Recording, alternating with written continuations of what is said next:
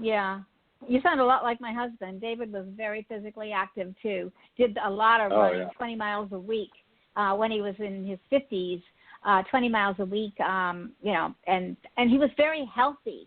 So I think that was Oh, wow. a really good thing for him. And it sounds to me like you were really healthy too, which was probably a life-saving thing for you too. I'm guessing. I don't know. I'm just. Definitely. I was at the... Yeah. Okay, so then that takes us up to your brain injury. How old were you when that happened, and how did it happen? Can you talk about that? Where you were, and what happened? What that? Yes, I mean, absolutely. your feelings about that. What was going on? Oh goodness. And it affects their life forever too. It affects their life, sure. and they don't even, when they get caught, they're in jail. Well, it's just it's just sad all around. But that one bullet that went through your head obviously did drastic damage to you. And I know you became a paraplegic in all my readings about you, meaning that you were paralyzed in both your upper and lower body. You lost all motor skills, both fine motor and gross motor. I'm thinking this is true, and I'm going to ask you to correct me if I'm wrong. But fine motor skills, I mean, I know this part, but the other part, but the fine motor skills I know include things like opening a door or sewing buttons on a shirt or handwriting. And gross motor skills are more things like running or jumping or swimming or walking, riding bicycles or playing sports, all the things that you did so well before.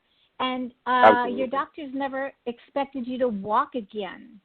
But what was your reaction, Nolan, when you learned that prognosis? Now, you said you were in a coma for a while, so you didn't know what was going on. But how did you deal with it when doctors are telling you you're not going to walk again, and you're lying in bed there and you can't feel, So how did you deal with that? As it'll bring you down.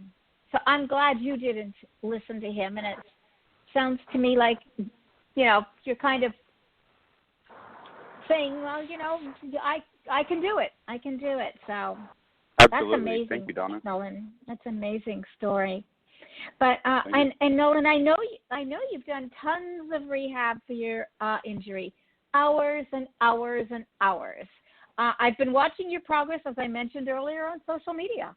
And I've been watching you for a couple of years because I think we've been friends on social media for a long time, and I'm just always amazed. You put up all these little videos of you doing, whatever the accomplishment was for that day, and I go, holy jeez, this guy doesn't give up.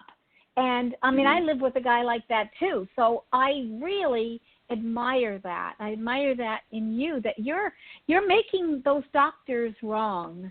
And it's not to make the doctors wrong. That's not what I'm saying. It's just that, you didn't accept what they said. You knew that you could do better, and you have. And I'm just amazed at that. And I'm amazed by your determination to prove the doctor's wrong. I see the photos. I see the videos of you in the gym doing 103 push-ups the other day, I believe, walking along the parallel bars.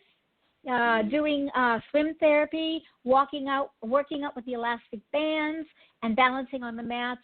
And I couldn't list every single thing I've seen, but you're always busy in accomplishing something and beating that accomplishment the next time.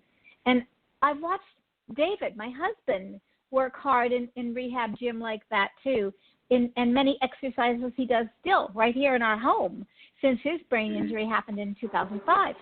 And I know how difficult it is because I watch him and I see how tired he becomes after it.